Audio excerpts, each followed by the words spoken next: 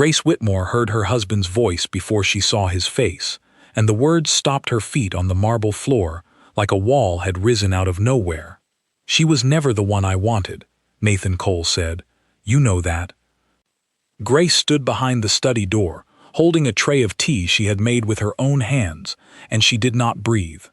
The voice answering him was soft, familiar, and full of an old comfort that Grace had never been given the chance to build. "Then why did you marry her?" Vivian Shaw asked. "Because a king needs a queen, the council will accept," Nathan said. "That is all it ever was." Grace pushed the door open. The tray fell from her hands and shattered on the floor, and neither of them moved to help her pick it up. Nathan's hand was still resting on Vivian's waist. His eyes went wide, but only for a second. Then his face settled into something calm, something practiced, something Grace had seen him wear during council meetings when bad news needed to look like nothing at all. "Grace," he said, "this is not what it looks like." "It looks like my husband's hands on another woman," Grace said. Her voice did not shake. She was proud of that, even as her chest felt like it had been carved out with a spoon. "Tell me how that is wrong." Nathan opened his mouth. Nothing useful came out of it. Grace looked at the broken teacup on the floor. One piece had landed near her foot, cracked clean down the middle, and she stared at it the way a person stares at something small when the large thing in front of them is too big to hold. The crack in the porcelain ran in a perfect line, and for a moment that crack was the only thing in the world that made sense to her. 5 years, Grace said quietly. 5 years I gave this pack, this kingdom, you. Grace, please, let me explain. Explain what? That you love her, that you have always loved her, that every night you came to our bed, some part of you was somewhere else? Grace laughed, but there was no humor in it, only air escaping a place that had been holding too much for too long. "I don't need an explanation, Nathan. I needed one 4 years ago. Now I just need the truth, and you already gave it to me." Vivian had the decency to look away, though she made no move to leave the room. She stood there in her green silk dress, arms crossed, waiting for this to be over so her life could continue. Grace turned and walked out of the study. Her legs carried her down the long corridor of Ashwood Castle, past the portraits of Nathan's ancestors, past the guards who did not know what to do with their faces when they saw her, past every room that held a memory she now understood was built on sand. She did not go to their bedroom. She went to the small chamber at the end of the east wing, the one she used for reading, the one that was hers and no one else's, and she sat on the floor with her back against the wall and let herself shake. Outside, the moon was rising over Ashwood territory, full and silver, the kind of moon that should have called to the wolf inside her, should have made her feel powerful and alive. Instead, it made her feel small, a wolf without a pack that wanted her, a queen without a kingdom that respected her, a wife without a husband who had ever truly chosen her. She stayed on that floor until the castle went quiet, until the last servant's footsteps faded down the hall, until even the guards outside her door assumed she had cried herself to sleep. She had not been sleeping, she had been deciding. By the time the moon reached its highest point, Grace Whitmore had packed one bag. She took nothing that belonged to Nathan, nothing that carried his name or his crest, nothing that would remind her of the life she had spent 5 years building for a man who had never once seen her as anything more than a useful arrangement. She left through the servants' passage, the one Nathan did not know she had discovered years ago while exploring the castle out of loneliness. The night air hit her face like a slap, cold and sharp, and she welcomed it.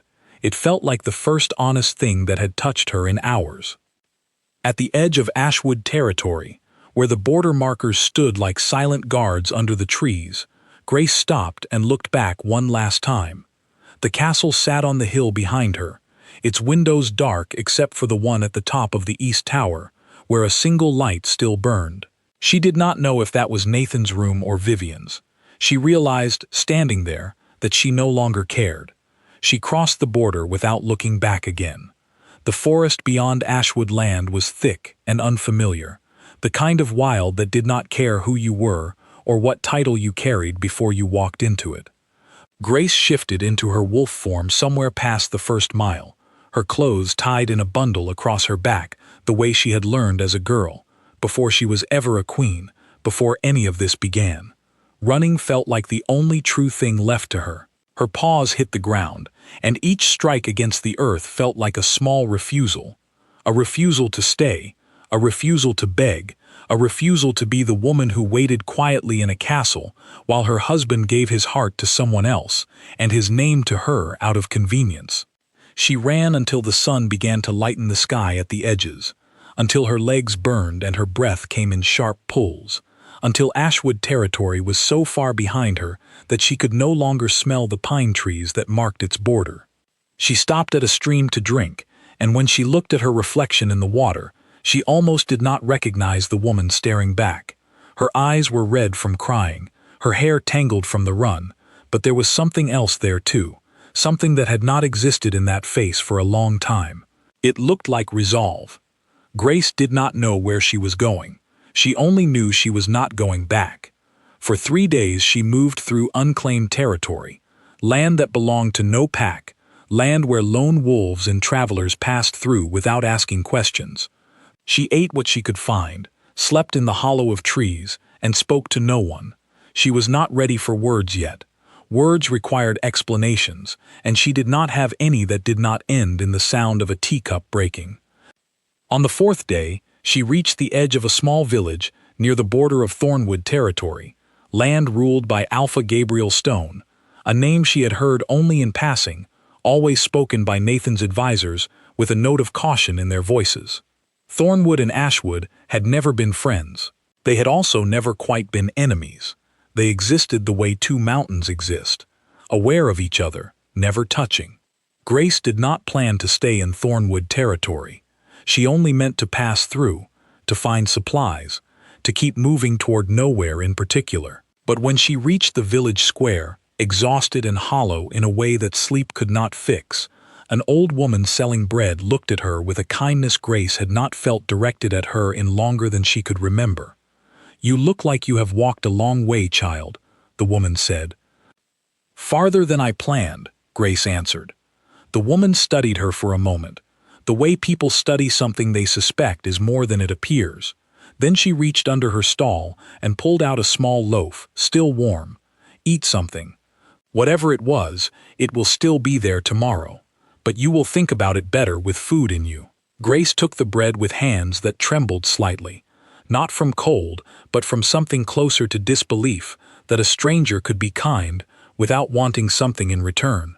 She sat on the low stone wall at the edge of the square and ate slowly, watching the small village move around her, ordinary lives carrying on with ordinary concerns, none of them touched by crowns or betrayals. For the first time in 4 days, Grace let herself think, clearly and without flinching, about what she would do next. She could not go back to Ashwood. That door had not just closed, it had been burned from the inside. She could not return to her birth pack either, small and struggling on the northern coast, a pack that had celebrated her marriage to Nathan as a triumph, a rise in status they could not afford to lose again by welcoming home a discarded queen. There was only forward, whatever forward meant. Grace finished the bread, thanked the old woman, and walked deeper into the village, not yet certain where her feet were taking her, only certain that for the first time in 5 years, the decision belonged entirely to her. Behind her, far beyond the hills and the rivers and the quiet borders between territories, Nathan Cole stood at the window of his study, staring out at a night sky that offered him no answers. Vivian had left hours ago.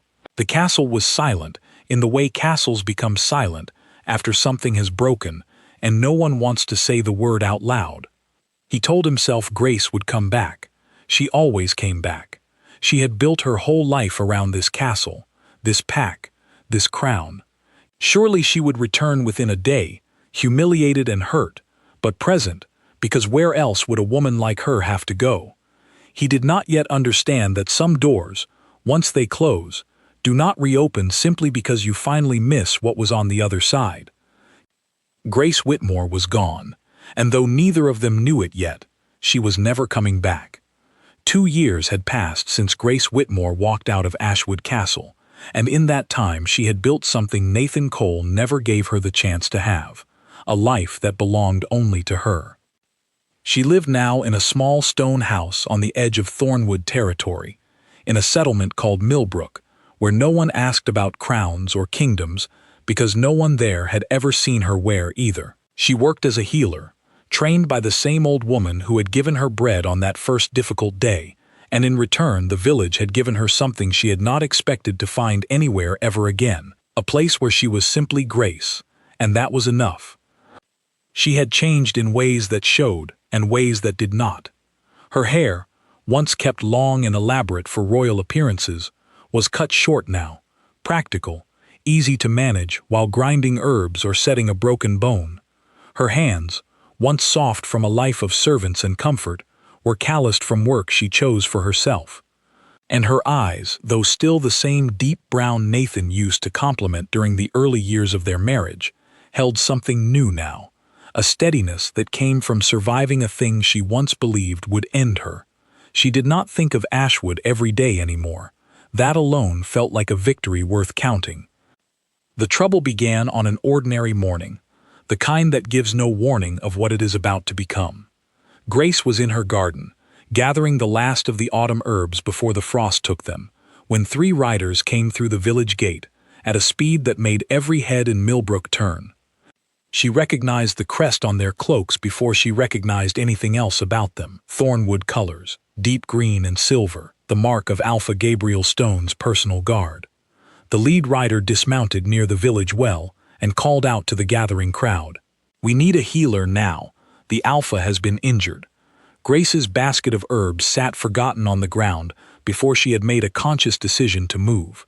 Years of training took over where thought had not yet caught up. "I am a healer," she said, stepping forward. What happened? The rider looked at her, uncertain for half a second, the way people often looked at Grace when her calm did not match the urgency of a situation. Then something in her face convinced him, and he nodded sharply.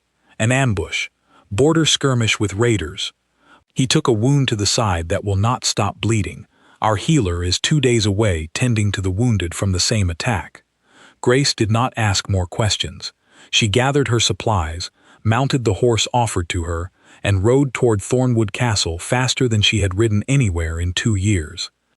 The castle itself was smaller than Ashwood's, built of gray stone rather than white, with none of the polish Grace remembered from her old life, but there was an efficiency to it, a sense that every stone had a purpose rather than existing only to impress visitors. She was led immediately to a chamber where several guards stood outside a closed door, tension radiating off them like heat from a fire.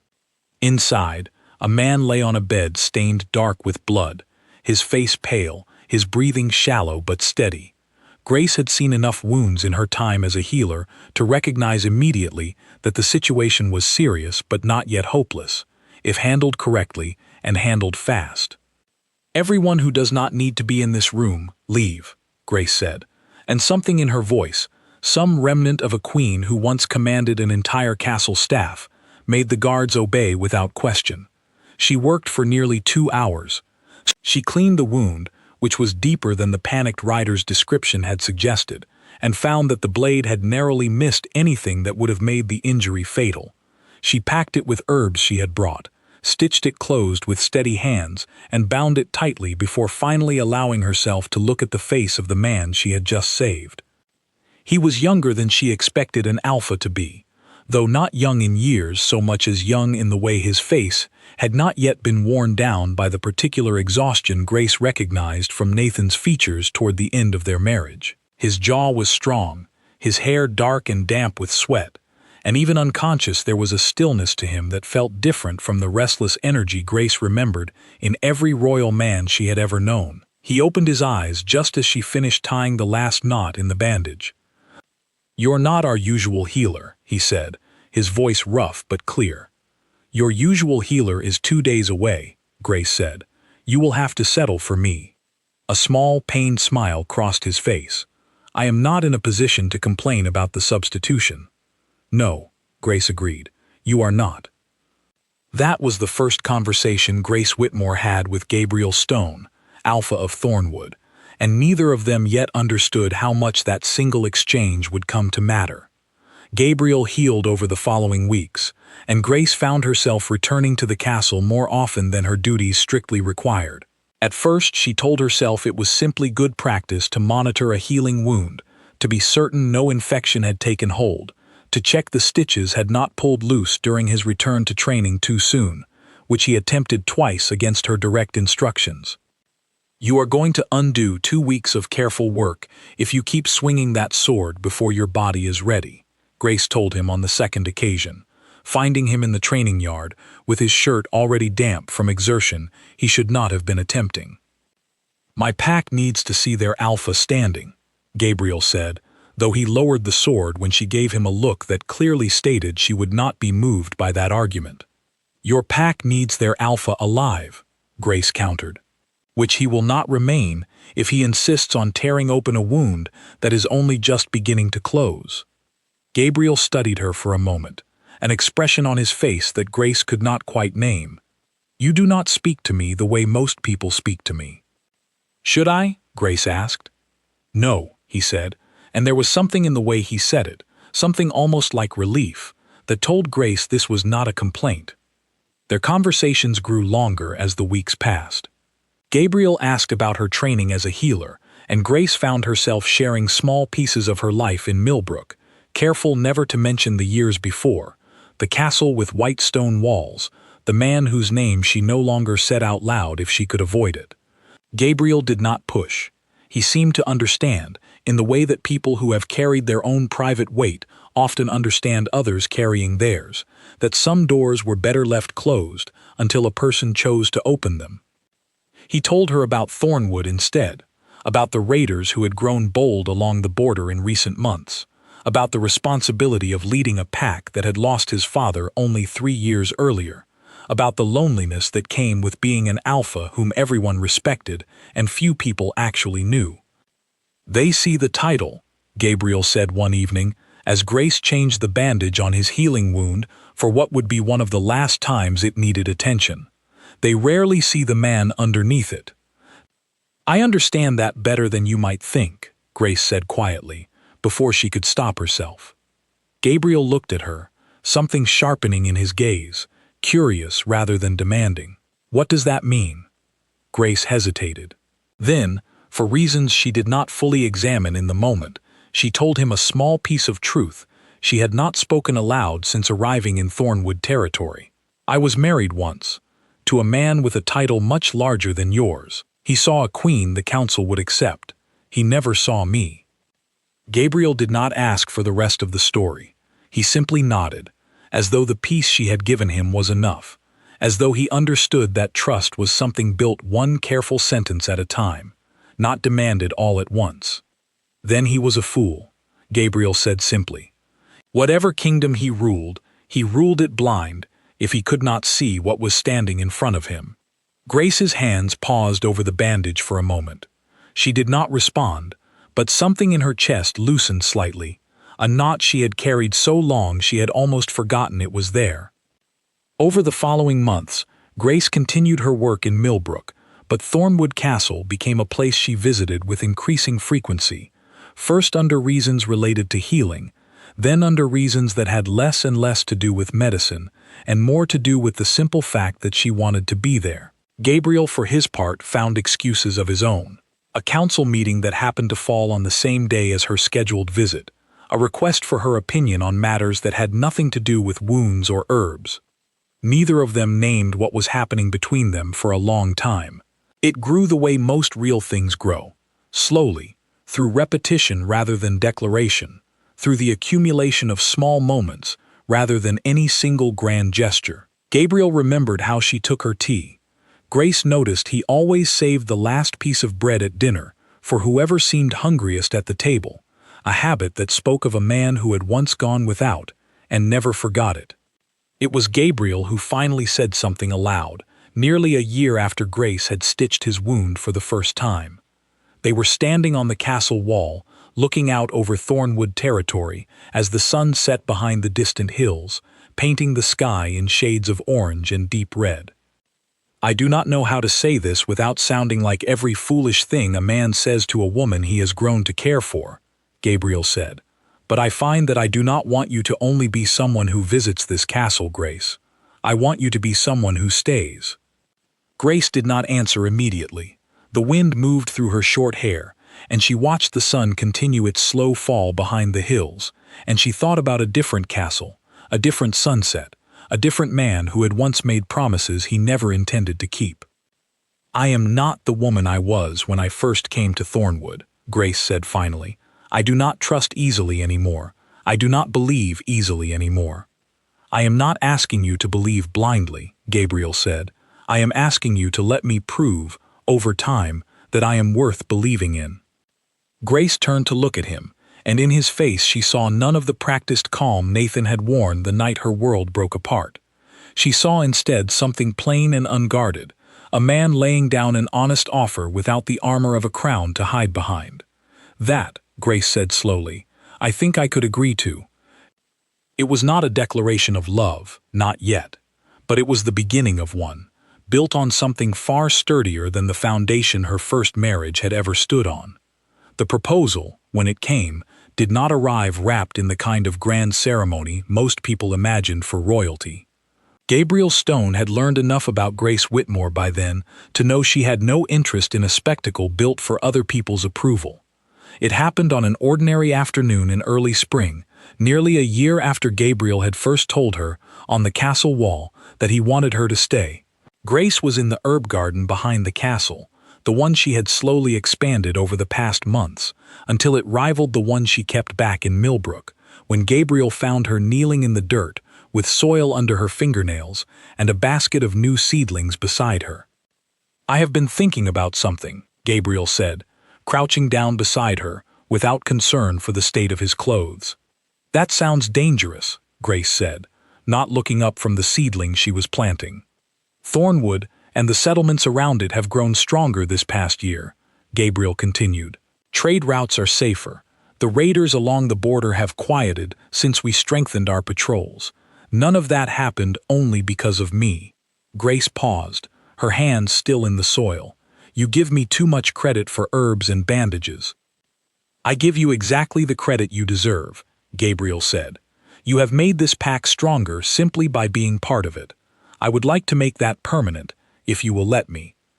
He did not produce a ring carved with jewels or make a speech rehearsed for an audience. Instead, he pulled a simple band of silver from his pocket, plain and unadorned, the kind of ring a working man might have made for a woman he intended to build an actual life with, rather than display for a council's approval. Marry me, Grace, Gabriel said, not because a treaty requires it, not because a council demands it, because I cannot picture a future for this pack, or for myself, that does not have you standing in the middle of it. Grace looked at the ring, then at his face, open and waiting without any of the practiced patience Nathan had once used to disguise impatience. She thought of everything the word marriage had once meant to her, and everything it might mean now, built on a different foundation entirely. Yes, Grace said, I will marry you. Gabriel's relief was visible, unguarded in a way that made Grace's chest ache with something warm rather than something broken. He slid the ring onto her finger with hands that trembled slightly, an alpha who commanded armies without hesitation, but who had apparently not been prepared for how much his hands would shake, asking one question of one woman. News of the engagement spread through Thornwood territory within days, carried by the same efficient channels that carried news of border patrols and trade agreements. It did not take much longer for that news to travel beyond Thornwood's borders entirely. A merchant who regularly crossed between Thornwood and Ashwood territories mentioned the engagement in passing at a tavern near the Ashwood border, unaware that among the men drinking at the next table sat a courier employed directly by King Nathan Cole. The courier did not think much of the information at first. It was simply gossip, the kind traders traded in along with goods and coin. But the name caught his attention on the second telling. Grace, a healer who had come from nowhere 2 years earlier and was now set to marry the Alpha of Thornwood. The courier had served in Ashwood long enough to remember the name of the queen who had vanished without warning, the one no one in the castle spoke of directly, though rumors of her disappearance had never fully died down among the staff. He rode for Ashwood Castle within the hour. Nathan Cole was in council when the courier arrived, seated at the head of a long table discussing tax collection along the eastern trade roads, a conversation that had occupied far too much of his attention over recent months, as a distraction from things he preferred not to examine too closely. The courier requested a private audience, and something in the man's expression made Nathan excuse himself from the council without argument. "This had better be worth interrupting a council session," Nathan said, once the study door was closed. "Your Majesty," the courier said, "I have news from beyond our borders that concerns your former queen." Nathan's expression did not change, but something in his stillness sharpened, the way a wolf's body goes rigid before it decides whether to run or fight. "Go on." "She is in Thornwood territory, my lord. She has been for some time, it seems. And she is set to marry Alpha Gabriel Stone." For a long moment, Nathan Cole said nothing at all.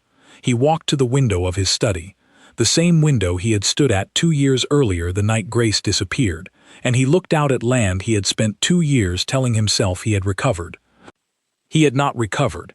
He had simply stopped saying the word Grace out loud, which was not the same thing as no longer thinking it. "You are certain of this," Nathan said finally. "The information came from a reliable trader, my lord. Multiple sources confirmed the engagement." Nathan turned back to face the courier, and whatever the man saw on his king's face made him take an involuntary step back toward the door. "Leave me," Nathan said, and the courier did not need to be told twice. Alone in his study, Nathan Cole picked up a piece of parchment from his desk, one containing unrelated business he had been reviewing that morning, and read the same line at the top of the page 3 times without absorbing a single word of it. He set it down, picked it back up, read it again. He was not thinking about the parchment. He was thinking about a woman who had once stood in this exact room holding a tray she had prepared with her own hands, and who had walked out without ever raising her voice. He had told himself, for 2 years, that Grace would eventually understand that what happened with Vivian meant nothing, that a king's arrangement was different from a king's heart, that she would forgive him because forgiveness was simply what patient women in her position eventually offered. He had told himself she would come back, quietly, once her anger burned itself out, because where else would a discarded queen have to go? He had never once considered that she might build an entire life somewhere else, that she might find someone who did not require her to accept scraps of affection dressed up as devotion, that she might in fact be happier without him than she had ever been within these walls. Vivian found him still standing at the window an hour later, the parchment crumpled now in his fist. "Nathan, what has happened?" she asked, though something in her tone suggested she already suspected. "Grace is engaged to be married," Nathan said flatly, "to Gabriel Stone." Vivian's face flickered through several expressions before settling into something carefully neutral. "The Thornwood Alpha, our closest rival in the region." "Yes, that is unexpected," Vivian said, though the word sounded inadequate even as she spoke it. Nathan did not respond. He simply stared out the window at the darkening sky, and Vivian, perhaps sensing that her presence was not offering the comfort she intended, quietly left the room. Over the following weeks, Nathan's advisors noticed a change in their king that none of them dared name directly. He grew short-tempered in council meetings where he had once been patient. He rejected trade proposals he would have approved without hesitation a year earlier. He spent long hours alone in his study, and more than one servant reported seeing him standing at that same window at odd hours of the night, staring out at nothing in particular. The pack whispered among themselves, careful never to let the whispers reach their king's ears directly. They wondered if perhaps their king had made a mistake years earlier, one that had finally caught up with him in a form he could no longer outrun. Nathan received a formal invitation nearly 2 months later, delivered by an official Thornwood courier under a banner of diplomatic courtesy. Thornwood territory was set to formalize a broader unification, merging with the neutral settlements that bordered its land, strengthening trade and defense agreements across the region. As a neighboring power, Ashwood Kingdom was formally invited to send a representative to witness the ceremony, a diplomatic courtesy extended to all bordering territories regardless of past relations. The invitation did not mention Grace's name directly. It did not need to. Nathan understood immediately what ceremony this ceremony would include, understood that the woman who had once been his queen would stand in Thornwood colors before every neighboring territory, no longer his to claim any explanation from. His first instinct was to refuse the invitation entirely, to send a lesser representative and spare himself whatever this ceremony would force him to witness. His advisors, however, were quick to point out the political danger in such a refusal. Ashwood's absence from a regional unification ceremony would be read as an insult, potentially souring relations with a growing power at a time when Ashwood could not afford new enemies along its borders. Nathan sat with this reality for 3 days before finally accepting what his advisors had already concluded for him. He would attend the ceremony himself. He told himself it was purely a matter of political necessity, that any king in his position would make the same choice, that his presence was required for the stability of his own kingdom and nothing more. He did not examine too closely the other reason sitting quietly beneath that explanation, the one that whispered he needed to see her, needed to know for certain that the woman who had once been his queen had truly built a life without him, needed some kind of proof his mind could not otherwise accept. Vivian, when she learned of his decision, did not hide her disapproval. What good can possibly come from you standing in that hall, watching her marry another man? I am not going for her, Nathan said, though even he heard how hollow the words sounded as they left his mouth. Then you are going for yourself, Vivian said quietly. Which may be worse. Nathan did not answer her. He had no answer that would have satisfied either of them.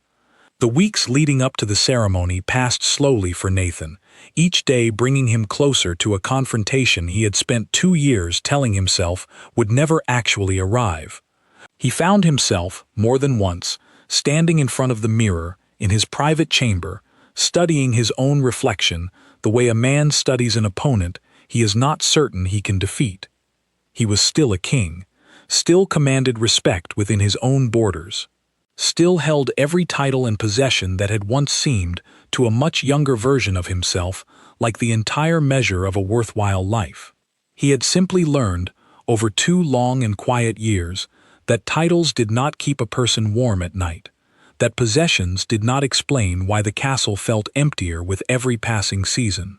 That respect from a council was a poor substitute for the particular quiet trust of one woman who had once looked at him as though he mattered beyond his crown. He had lost that trust the moment he chose convenience over honesty, and no amount of time or distance had managed to give it back to him. Nathan Cole boarded his carriage for Thornwood territory on a cold morning 3 days before the ceremony, uncertain whether he was traveling toward closure or toward the confirmation of everything he had spent 2 years trying not to fully understand. Behind him, Vivian watched the carriage disappear down the long road leading away from Ashwood Castle, and for the first time in 2 years, she allowed herself to consider the uncomfortable possibility that whatever she and Nathan had built together had never truly been enough to fill the space Grace Whitmore had left behind.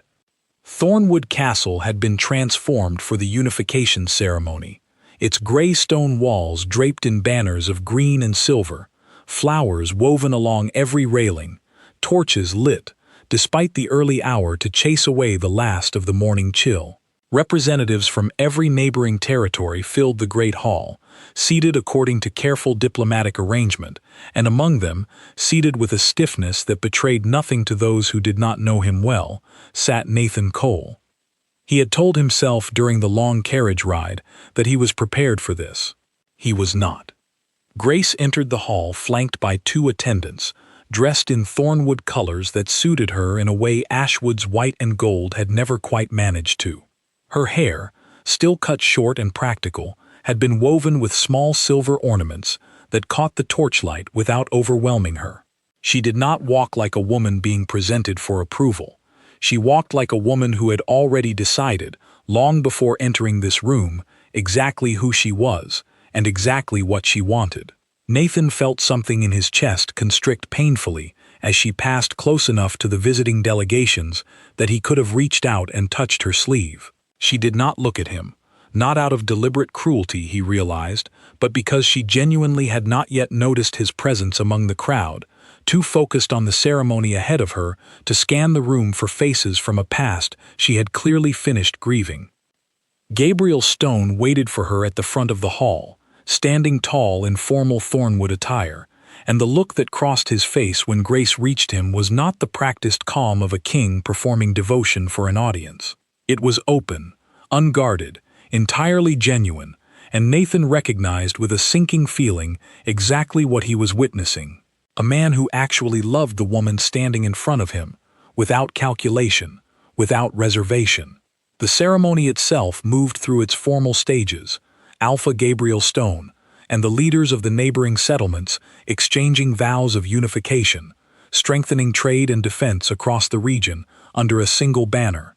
Grace stood beside Gabriel throughout, and when the formal unification was complete, Gabriel turned to the gathered hall and spoke words that were clearly not part of the rehearsed ceremony.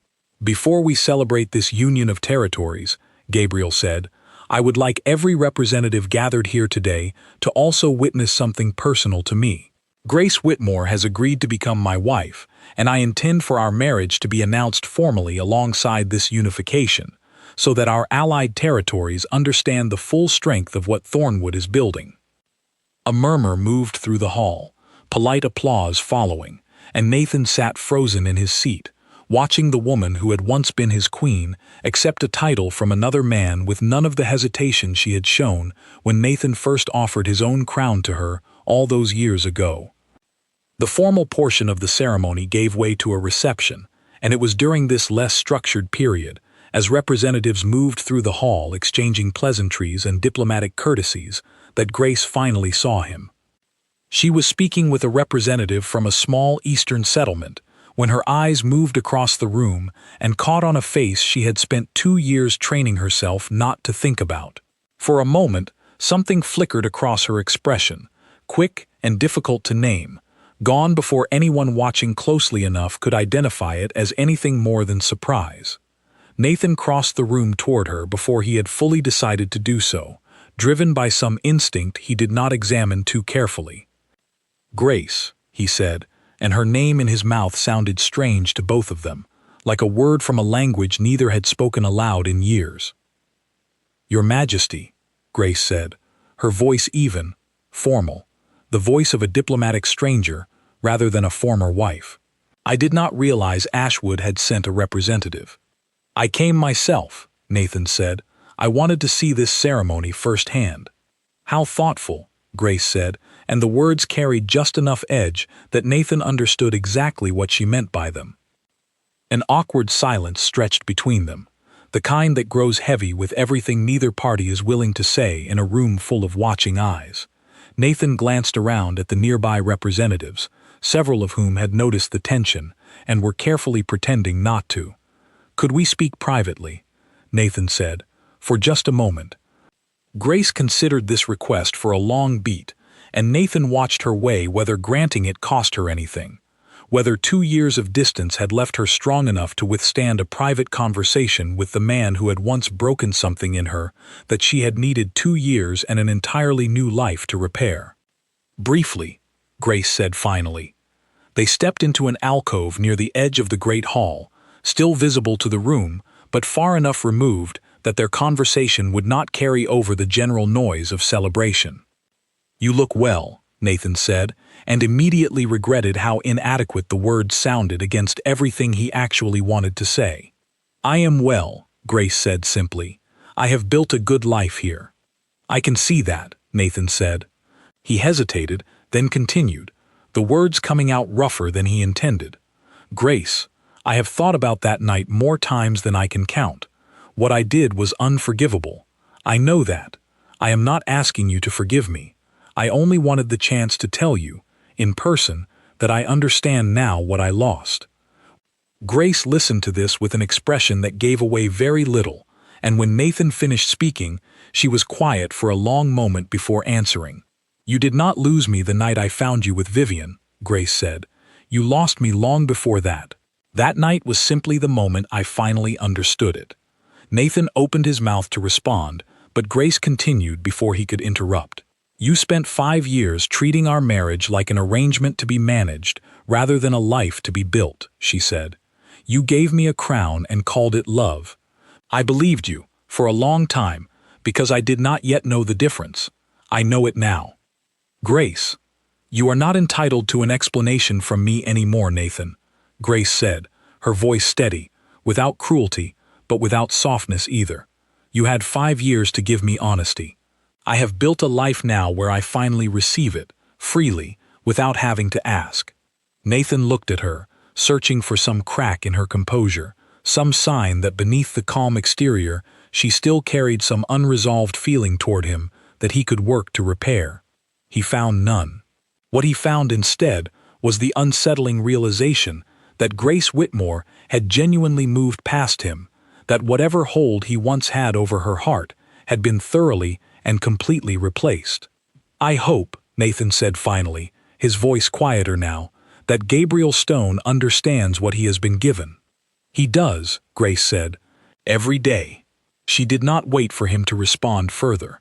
She turned and walked back toward the reception, back toward Gabriel, who had been watching the exchange from across the room without approaching, giving Grace the space to handle her own past in whatever way she chose, while remaining close enough to step in if she needed him.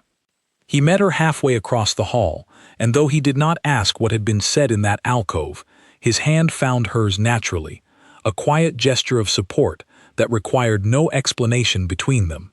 "Are you all right?" Gabriel asked quietly. "I am," Grace said, and she found, somewhat to her own surprise, that the words were entirely true. Nathan remained at the reception only long enough for diplomatic propriety to be satisfied before making his excuses and departing earlier than most other representatives. He rode back toward Ashwood territory in silence, his advisors sensing better than to attempt conversation with a king whose expression had settled into something they had not seen since the earliest weeks following Grace's disappearance 2 years prior. He understood, somewhere on that long ride home, that he had traveled to Thornwood territory hoping for some form of resolution, some outcome that would allow him to finally set down the weight he had carried for 2 years. He had received his resolution. It was simply not the one he had hoped for. Grace Whitmore was not coming back. She had never truly been his to lose in the way he understood it now, because a person cannot lose what they never fully valued while they held it. Back at Thornwood Castle, the celebration continued late into the evening, and Grace found herself, during a rare quiet moment, standing alone on the same castle wall where Gabriel had first told her he wanted her to stay. She looked out at the darkening sky, the same sky she had once watched from a different castle entirely, and she realized she felt none of the hollow ache that conversation with Nathan might once have left behind. She felt only the quiet satisfaction of a woman who had walked through fire and come out the other side standing taller than before. Gabriel found her there a short while later, and he did not ask what she was thinking. He simply stood beside her, his shoulder brushing hers, offering silent company rather than demanding an explanation. "Thank you," Grace said quietly, "for not asking me to explain what happened in that alcove. You will tell me what you want me to know, when you want me to know it," Gabriel said. "I trust you with the rest." Grace turned to look at him, and in the fading light she saw a man who had never once asked her to be anything other than exactly who she was. "I love you," she said, the words arriving simply and without effort, the way true things often do once a person finally has the safety to say them. "I love you too," Gabriel said, "more than I know how to properly put into words." They stood together on that wall until the last light disappeared behind the hills, and neither of them looked back toward Ashwood territory even once. The wedding took place 3 months after the unification ceremony, on a clear morning in early summer, in the same great hall where Grace had once stood formal and distant beside the man she would soon marry properly. This time there was no diplomatic stiffness in the air, no careful arrangement of seating according to political rank. This time the hall was filled with people who had actually watched Grace and Gabriel build something real between them, and their presence carried none of the performance that had marked the unification ceremony months before. Grace wore a simple gown, pale gold rather than elaborate white, chosen because it reminded her of morning light, rather than because tradition demanded it. She had spent the morning with the same old woman from the village who had given her bread on that first difficult day, years earlier, the woman who had since become something close to family, helping weave small flowers into her hair with hands that had grown steadier over time, rather than less so. "You look happy," the old woman said, studying Grace's reflection in the small mirror propped against the wall of the preparation chamber. "I am happy," Grace said, and there was no hesitation in the words. No careful qualification the way there might have been years earlier when happiness still felt like something that could be taken away without warning. "That man out there," the old woman continued, tying off the last flower. "He looks at you the way a man looks at something he built with his own 2 hands and still cannot quite believe he was allowed to keep." Grace smiled at this, because it was true, and because she recognized in it the fundamental difference between the 2 men who had asked her to be their wife. Nathan had looked at her the way a king looks at a useful acquisition, something that served a purpose within a larger plan. Gabriel looked at her the way a person looks at something they never expected to deserve and refused to take for granted even for a single day. The ceremony itself was simple, by royal standards, brief vows exchanged before the gathered pack and settlement leaders, a formal joining, recognized by Thornwood's council and the neighboring territories that had unified months earlier. When Gabriel slipped a second ring onto Grace's finger, this one more elaborate than the plain silver band he had first proposed with, but still understated compared to what Ashwood's jewelers might have crafted, Grace felt something settle inside her chest that she had not realized was still unsettled until that exact moment. She was not simply marrying a man she loved. She was closing a chapter she had spent years believing would never fully close. The formal coronation followed 2 days later, a separate ceremony recognizing Grace as Queen of the newly unified Thornwood territories, a title that carried weight across a region stretching far beyond what she had once governed alongside Nathan in Ashwood.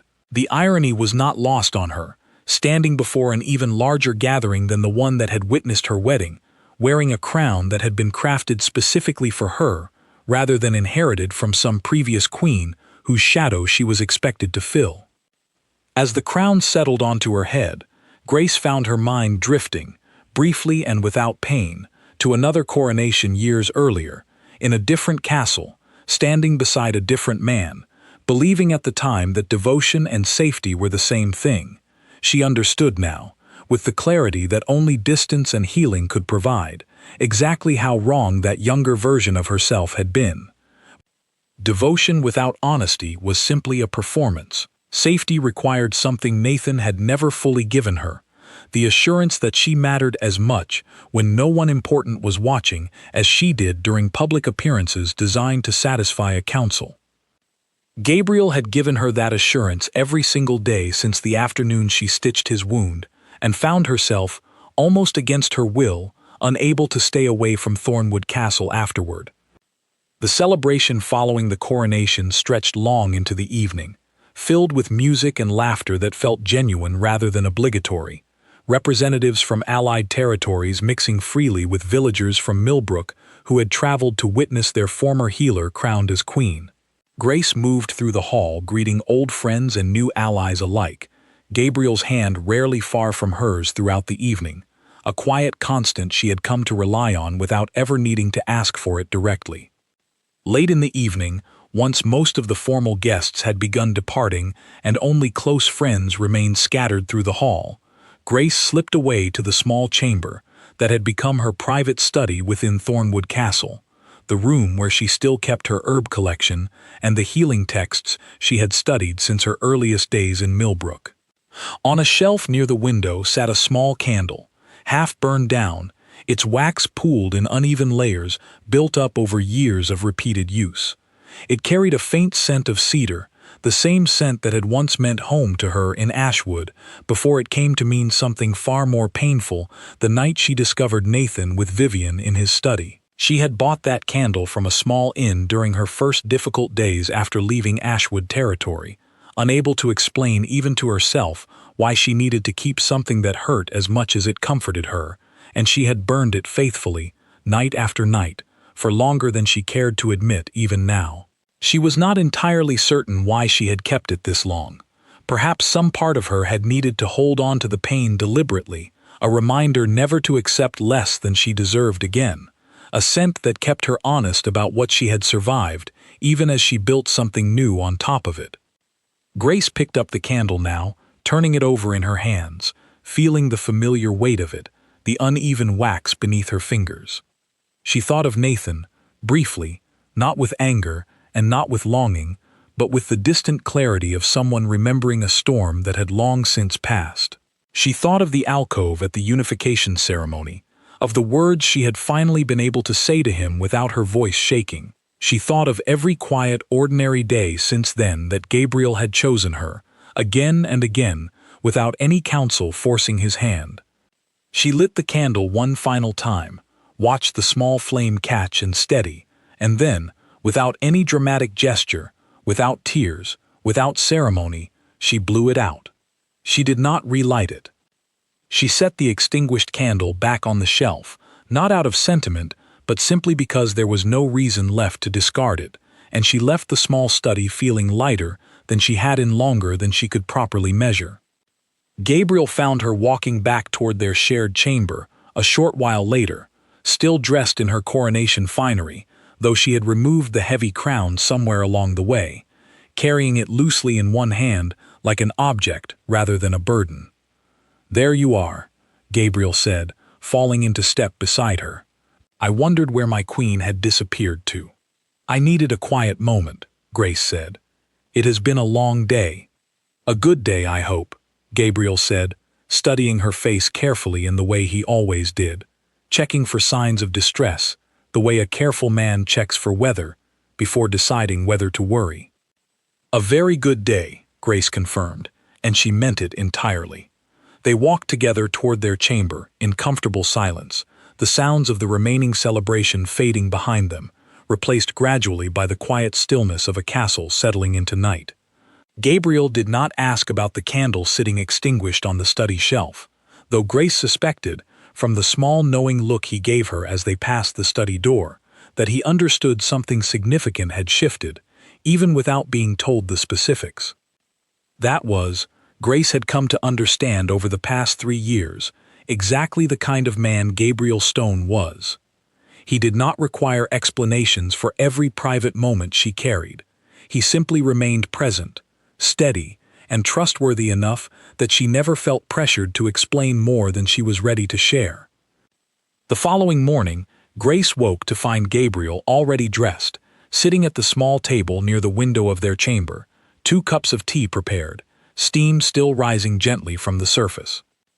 "I noticed the candle in your study was gone," Gabriel said, sliding 1 cup toward her, as she settled into the chair across from him, the one that always smelled like cedar.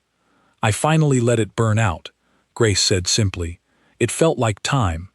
Gabriel did not press for more detail than that, and Grace found she did not need to offer any. He simply nodded, accepting the small piece of information as significant without demanding she justify it further, and turned his attention instead to the tea in front of him.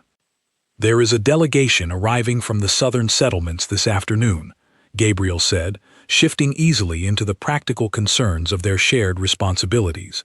"They wish to discuss expanding the trade agreements established during the unification. I thought you might want to join the discussion, given your understanding of the healing resources those territories could offer our own villages." "I would like that," Grace said, and she meant it, the easy rhythm of shared purpose settling comfortably between them, the way it had settled into every aspect of their life together since that first year of careful courtship. Grace looked around their chamber as she sipped her tea, taking in the simple, sturdy furniture Gabriel preferred, so different from the ornate decoration Nathan had always insisted upon in Ashwood Castle, the morning light filtering through windows that faced east, toward the rising sun, rather than west, toward a horizon that had once represented everything she was trying to escape. She thought, briefly, of the woman she had been 3 years earlier, standing frozen in a doorway holding a tray of tea that would shatter moments later, believing in that instant that her entire world had ended along with her marriage. That woman could not have imagined this. Could not have imagined a castle built on honesty rather than obligation, a partner who offered his heart without requiring her to compete for it against anyone else, a life where her worth was never measured against a council's approval or a kingdom's convenience. She had disappeared once, broken and uncertain, unsure where her feet were even carrying her beyond the simple necessity of leaving. She had returned as someone entirely different, not because she sought revenge against the man who had once discarded her, and not because fate had engineered some perfect justice designed to punish him through her happiness. She had returned, quietly and without spectacle, because she had done the difficult work of rebuilding herself from nothing, one honest day at a time, until she became a woman capable of recognizing real devotion when it was finally offered to her. Gabriel reached across the small table and took her hand, his thumb tracing gently over the ring he had given her nearly 3 years earlier, the plain silver band she still wore beneath the more elaborate wedding ring, a quiet reminder of the honest beginning their entire life together had grown from. "Whatever you needed to let go of last night," Gabriel said softly, "I am glad you finally found the moment to set it down."